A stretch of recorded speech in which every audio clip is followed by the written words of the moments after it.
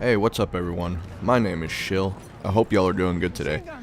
In the background is a little Martini Henry action playing Operations, but today I wanted to make a quick little video to share with anybody who might be interested in my BF1 settings. Now, if this is your first time seeing the channel, I encourage you to hit that subscribe button. There are many BF1 setting videos on YouTube, so why would I care to see some random scrubs? Some of you might be asking. Well, I don't know what to tell you, other than I'm an extra sweaty ass tryhard, and these are the options that help me. Obviously, you have to find what works best for you, while considering many factors, such as playstyle, experience, reflexes, that's not a word, reflexes, what I meant to say, hand size, whether or not you use any attachments on your controller, such as Kontrol Freeks, etc. Again, this is just what I prefer, so let's get on with it. Alright, so for the controls, I like vibration off. It's just annoying and it kind of drains your battery. Inverted look on. That's just how I learned how to play shooters. So it's just preference. Inverted flight off. Soldier stick, I have that at 60. Now I've played as low as 30 and I've been as high as 100. And I found 60 just to be kind of like the perfect middle ground for me. Now I think sensitivity is probably the setting that most people are concerned about. Really, you just gotta find what works for you, and once you do, leave it there and don't change it too much, because you want to build some muscle memory. And don't be too worried about what other people are playing on. You know, if your favorite YouTuber plays on -50 sensitivity or plays on 300 sensitivity, I know those don't exist, but it doesn't really matter. I mean, because everybody has different reactions, everybody has different experience, and you got to think about a lot of different factors, really. It's just whatever is most comfortable for you. Don't try to force anything that doesn't work for you, basically. Soldier zoom sensitivity, I'll leave that at 100. That's something you can probably lower a little bit if you're still getting used to first-person shooters or Battlefield. Soldier sprint, I have that as press. Double tap forward to sprint, off. Soldier weapon zoom, hold. Vehicle weapon zoom, hold. Steady scope, hold.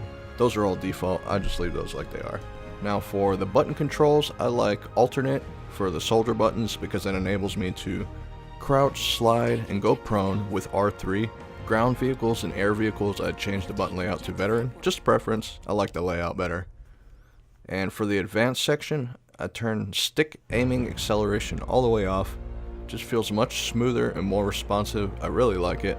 And for the dead zone, I found that I like it at 11%. I used to play on 15, but I lowered it a little bit just to get a little bit more responsiveness. Just play around with it and see what you like. Don't go too low and don't go too high. I mean, it's as simple as that, really. Now I have the axial dead zones of my left stick set to 0% because I want 100% control of the movement of my character. But I leave it on 15% on my right stick because I don't mind having that little bit of assistance. It did take me a little while to figure out exactly what the axial dead zone setting is, and for me to explain it would take a little while. I may make a separate video on that in the future, but it's not that big of a deal. Just play with it and see how it feels, and if you're not for sure, just leave it at 15 at default. For the L2 and R2 threshold, I have those down to 15%. Basically, the lower the value, the less effort is going to require to activate the button. I do play on flipped controls, so my R1 and L1 is shoot, or I guess on Xbox it would be left bumper and right bumper, and I did that just through the custom mapping on my PlayStation settings. I left all these zoom sensitivities at default at 100. For the vehicle, the only thing I changed was the plane control sensitivity. I turned it all the way up just because the planes feel sluggish already as it is. And everything else here is default except for uniform soldier aiming. I turn that on. By default it's off. I recommend turning it on. Alright, for the gameplay settings, show HUD, yes.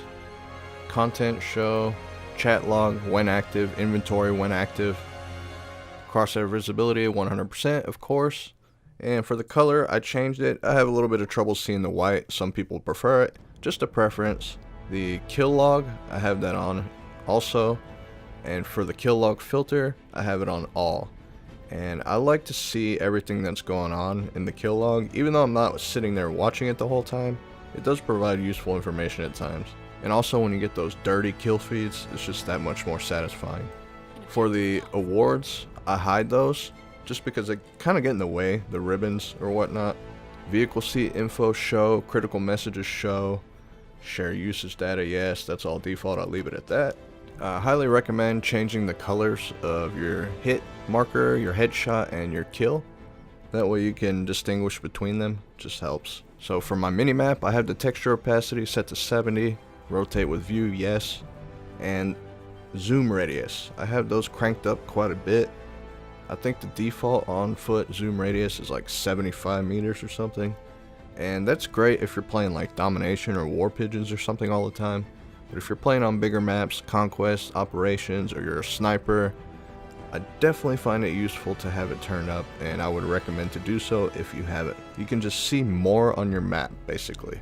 My minimap size is set to 130. For the default icon opacity, I turn objective icon down to 50% just so it's not obscuring my view. And for ADS, I have it turned down to 15% as well as the gadget icon. Now for the advanced settings, the camera shake scale, I have that turned all the way down to 30%, which is something they recently added. It's very nice to be able to turn that down. Soldier auto leaning and peek over, I have those on. Parachute auto deploy, I have that turned off because if you jump out of an airship or an airplane, you want to pull the parachute as late as possible. You don't want to be hanging in the air waiting for some sweaty sniper to shoot you in the face. For the context-based order giving, I have that on. Plane chase camera roll, no. It makes me dizzy when it's on, just a preference. Now aim assist auto rotation, I recently turned that off. I used to play with both of them on, and there's nothing wrong with playing with both of them on. I was just getting tired of snapping onto the enemy's chest, especially when I was trying to lead the shot or go for a headshot.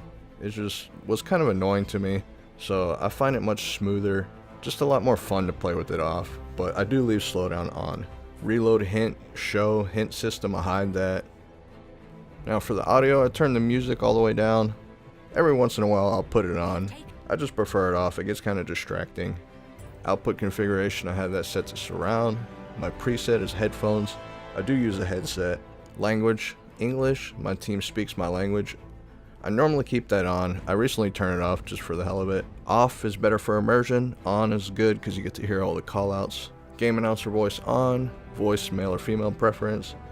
And the rest of this I just leave it alone. Now for the video. I had the brightness set to 60%, and this depends on your monitor too. My field of view is set to 75 or horizontal 91. Don't go too high because it's going to be hard to see people in the distance. And my ADS field of view, I have that off. Motion blur all the way off. Weapon depth of field off as well. That is it for the settings. If that helped you in any way, or if you were just curious on what my settings were, leave a thumbs up, and thank you for watching.